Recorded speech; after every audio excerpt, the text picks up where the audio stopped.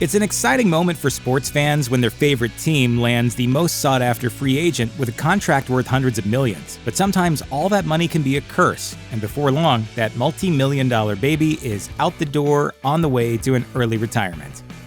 Gilbert Arenas wasn't terrible during his rookie year with the Golden State Warriors, but in his second season of 2002-2003, his output jumped enough for him to earn Most Improved Player honors. He became a free agent immediately after, landing a 6-year, $60 million deal with the Washington Wizards. He quickly became the star attraction on a team that hadn't been a title contender in 25 years. Arenas' wizardly reputation was also boosted thanks to some stellar numbers. In the 2004-2005 season, he scored 25.5 points per game and led his team to its first playoff appearance in nearly a decade. His scoring averages increased in the next 2 years, and he was named to 3 straight All-Star squads. So the Wizards banked their future on him, signing him to a new contract in 2008 worth $111 million for 6 seasons. And that's when his career fell apart. What happened to you in Washington, Gilbert? Which part? Okay. The good part or the bad part? Well, Arenas barely played during the 2008-2009 season because of knee problems, though he recovered somewhat the next year, showing signs of greatness. But then there was that off-court feud with his teammate, Javaris Crittenton, that culminated in the two brandishing guns at each other in the locker room. Both players were suspended for the remainder of the season, and the Wizards dealt Arenas to Orlando as soon as they could. By the time the final year of his big contract rolled around, he was playing in China. Once upon a time, Amar'e Stoudemire was considered one of the most exciting players in the NBA and one of the key ingredients in the Phoenix Suns' playoff runs in the 2000s. The 2003 Rookie of the Year and 6-time All-Star was a beast in the best sense of the word, almost always averaging over 20 points and 8 rebounds per game during his years in Arizona. But some might say that his skills were overstated since he played alongside Hall of Fame point guard Steve Nash for 6 seasons. Nevertheless, the New York Knicks figured Stoudemire was skilled enough in his own right. They thought he might be the one to restore glory to the once storied franchise. In 2010, they offered him $99.7 million for 5 seasons. So, how did Stoudemire fare without Nash? It was kinda like Garfunkel without Simon or Oates without Hall, which is to say he was disappointing. His points and rebound averages fell by about 30%, and thanks to injuries, he never again played a full season. Never easy when you battle injuries, first of all. In the 2000s, Philadelphia Phillies first baseman Ryan Howard was one of the most dominant hitters in all of professional baseball.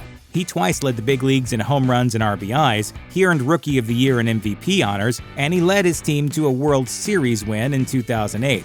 Rather than lose big-hitting services to another team, it made sense for the Phillies to give Howard as much money as possible to keep him on the squad. In April 2010, he signed a whopping $125 million 5-year contract extension. His stats initially slipped slightly, but they were still good enough for him to be an all-star. Then he began a moderately quick dive into ordinary territory, thanks in part to injuries. His batting average slipped, and his ability to knock it out of the park dissipated. Before the contract extension, Howard hit 222 home runs, but afterwards, he only slammed 160 dingers. The Boston Red Sox enjoy making a splash in MLB's free agency season.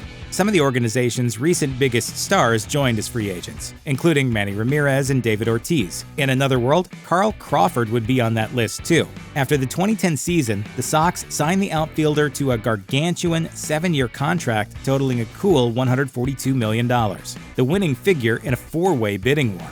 And he seemed worth it. In his 9 years with the Tampa Bay Rays, he showed signs of greatness. He led the American League in stolen bases 4 times and triples 3 times, all while maintaining a respectable batting average. It's admittedly hard to predict how these things will turn out, but it ultimately ended up that Crawford's best seasons were already in the books. Over the next 2 years, he played in just 161 games for the Red Sox.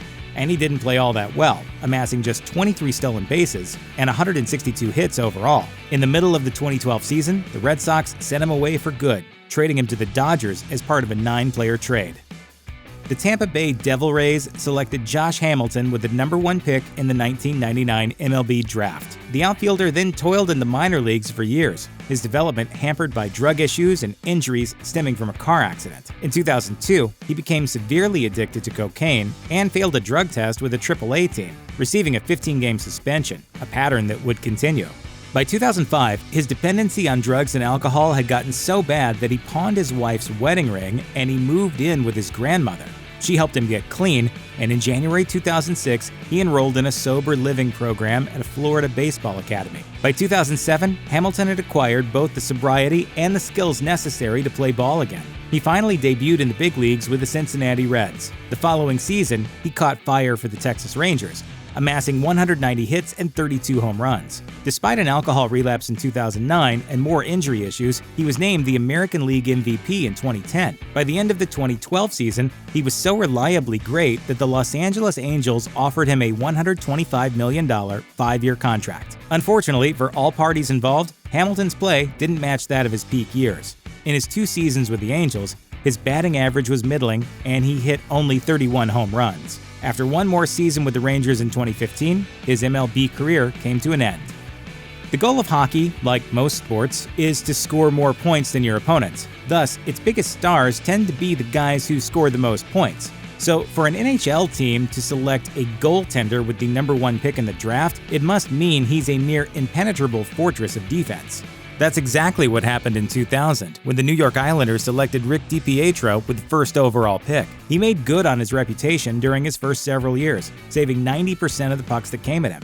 Islanders management summarily rewarded him for his hard work with a contract extension worth $67.5 million. That's objectively a lot of money, but when worked out on a per-season average, it's somewhat reasonable, as the contract was set to last for 15 years. In DiPietro's first 2 seasons after securing his finances forever, he got even better. But then injuries destroyed his career. He suffered several concussions and blows to his hip and knee that required surgery. Between 2008 and 2013, he appeared in just 50 games, which add up to less than a full season. He officially retired in 2013, as the Islanders bought out the last 8 years of his contract. Did I have the amount of success I wanted to have in the NHL? Absolutely not. But I will say this, I had all the right intentions. The man some call A-Rod and others call Mr. Jennifer Lopez actually got massively paid twice. In 2000, Alex Rodriguez left the Seattle Mariners and signed a $252 million 10-season contract with the Texas Rangers. Under that deal, he played extremely well, both for the Rangers and after he was traded to the New York Yankees in 2004. He was an all-around superstar who routinely led the league in runs, home runs, and other big stats, which made him an annual All-Star selection. Just after the 2007 season, in which Rodriguez was named the American League MVP for the 3rd time, he re-upped with the Yankees to the tune of $275 million over 10 years. That was a new salary record for Major League Baseball. The old record, naturally enough, was Rodriguez's old $252 million deal. The 2007 season would also wind up as Rodriguez's last great year. His stats in 2008 dropped drastically as he began an inevitable decline due to age. He was 32 years old at the start of that season, after all. Performance-enhancing drugs also played a role in his fall, as he admitted to using steroids between 2001 and 2003. In an interview with the DEA, A-Rod admitted he did in fact take performance-enhancing drugs. He told the truth in exchange for immunity. Owing to various performance-enhancing drug offenses, Major League Baseball suspended Rodriguez for the entirety of the 2014 season. He followed that up with 2 more middling years with the Yankees before he hung his cleats up for good.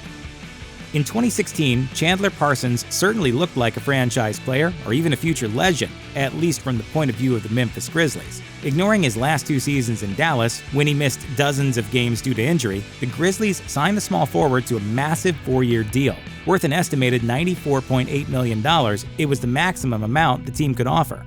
Parsons immediately delivered for the Grizzlies, but what he delivered was not what the team was hoping for. Chandler Parsons misses 2 free throws, and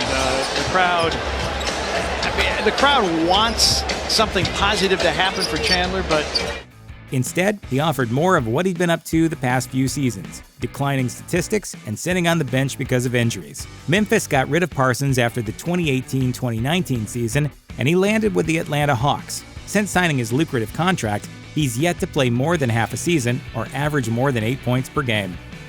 After a quiet rookie season with the Chicago Bulls, 7-foot-tall Eddy Curry established himself as an effective scorer and rebounder. In 2005, the Bulls were looking to trade him away, and the New York Knicks landed him with an ample contract worth $60 million over 6 years. But the Knicks completely overlooked the fact that while Curry's numbers were respectable, he'd never been an All-Star. They also ignored the fact that he had potentially career-ending health issues. The big deal was contingent upon Curry staying strong. If he had to retire early because of his heart health issues, he would forfeit some of that cash. But Curry passed the physical tests and then hit the court. Initially, it seemed like the Knicks had made a good investment. In the 2006-2007 season, Curry racked up career bests in points per game and rebounds per game averages.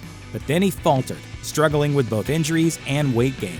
His production and time on the court significantly dropped off. He went from suiting up for 59 games in the 2007-2008 season to just 10 over the next 2 years before sitting out the 2010-2011 season altogether. After some brief bench-warming stints in Miami and Dallas, his NBA career ended in 2013.